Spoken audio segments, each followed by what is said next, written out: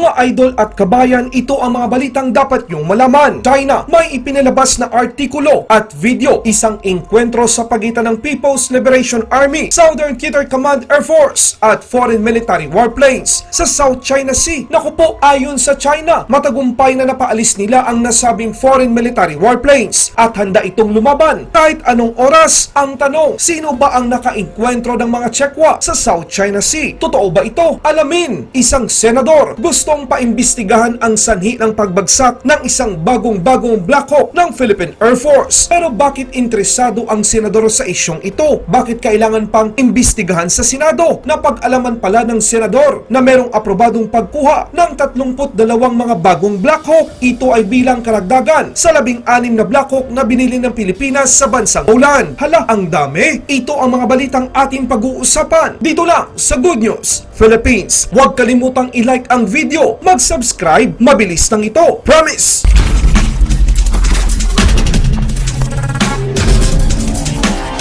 Kamakailan lamang ay naipublish ng China ang flight record ng mga fighter jets nito na pinapaalis ang mga banyagang warplane mula sa rehiyon ng South China Sea noong Mayo 2020 pa, na isang hakbang na nagpadala ng isang malakas na sinyales sa Estados Unidos kung saan nadinoble ang mga pagtatangka sa pagsisiyasat sa China sa rehiyon ngayong taon kung ikukumpara sa nakarang taon. Sinabi ng mga eksperto ng China, ano kaya ang dahilan bakit ngayon lang inilabas ng China ang mga impormasyon ito? Ano ang kanilang gustong iparating sa Estados Unidos at sa buong mundo? Ito ba ay indikasyon ng China na bantay sarado nila ang buong South China Sea kahit mapalupa man o sa himpapawid? Ayon sa artikulo na ito, sinabi ng nangungunang piloto ng Chino na handa daw itong lumaban sa oras ng encounter bago pa umatras ang sasakyang panghimpapawid ng banyaga. Ang ilang mga foreign military aircraft ay namataan na nagsasagawa ng close-in reconnaissance o malapitang pagsisiyasat sa China, at ang isang brigada ng puwersa ng panghimpapawid ng People's Liberation Army sa Southern Theater Command Air Force na na-deploy sa isang coastal frontline airbase ay inatasan na rumisponde. Ito ay iniulat ng China Central Television o CCTV. Ang piloto na si Lu Jeng, pinuno ng air group ng brigade, ay matagumpay na napaalis ang mga foreign military aircraft. Sinabi sa ulat, ang mga eroplanong pandigma na gamit ni Lu at ng kanyang pangkat ay ang mga jet ng Su-30 fighter na dinaanan ang mga isla at bahura sa South China Sea na naipakita sa ulat at mga footage. Ang ulat ng CCTV ay hindi kinilala ang nasyonalidad ng mga foreign warplanes, ngunit sinabi ng mga observers na malamang na ito ay galing sa Estados Unidos dahil nagsasagawa ito ng mas madalas na malapit na mga aktibidad sa pagsisiyasat sa China mula pa noong bahagi ng 2020.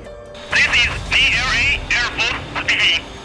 You are about to enter the Chinese airspace. Leave immediately.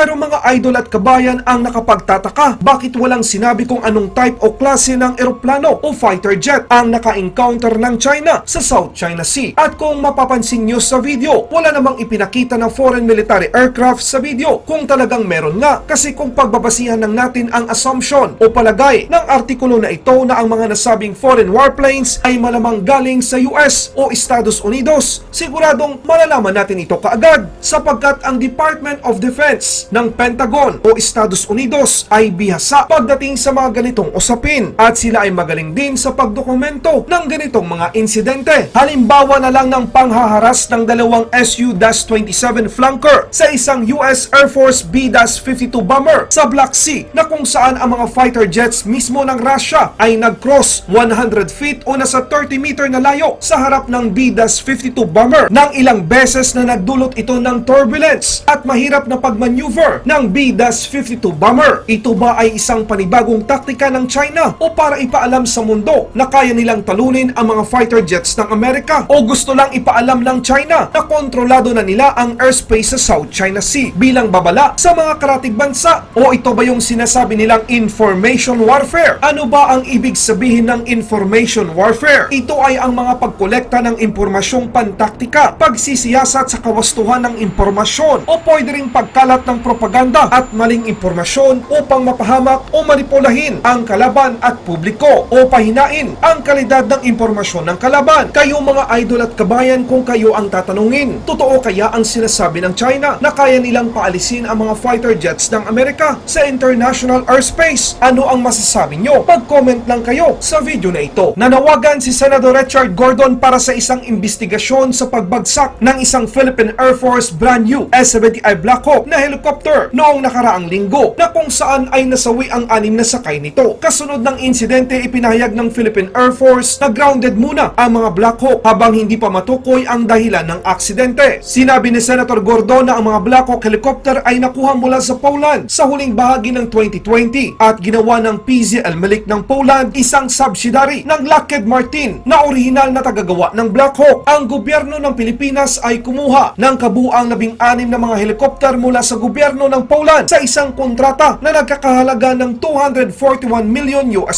at binili sa ilalim ng isang 5 taong modernisasyong programa. Sinabi din ni Senator Gordon na ang 6 na mga helicopter ay naihatid noong 2020 at ang sumunod na 5 mga unit ay naihatid kamakailan lamang noong Hunyo 2021. Pero ano ba ang punto at kahalagahan ng investigasyon sa Senado? Ayon din kay Senator Gordon na sinabi ni Defense Secretary Delfin Lorenzana na mayroong pag-aproba para sa 32 pang mga bagong Black Hawks. Ibig sabihin ito mga idol at kabayan, bibili pa tayo ng additional 32 na Black Hawk helicopter. 16 plus 32 equals 48 Black Hawks. Kaya napaka-importante na matukoy sa investigasyon na ito kung ang sanhi ng insidente ay human error o may sira ang mismong helicopter, dahil nakasalalay dito ang kaligtasan ng ating Armed Forces of the Philippines kahit na ang mga mamamayang Pilipino. Ang napakagandang impormasyon dito mga idol at kabayan na alam ng mga senador at kumpirmado na aprobado ang pagbili ng karagdagang 32 Black Hawk helicopters bago pa man ang insidente. Okay ba sa inyo ang additional na 32 brand new Black Hawks? Mag-comment lang kayo sa video na ito.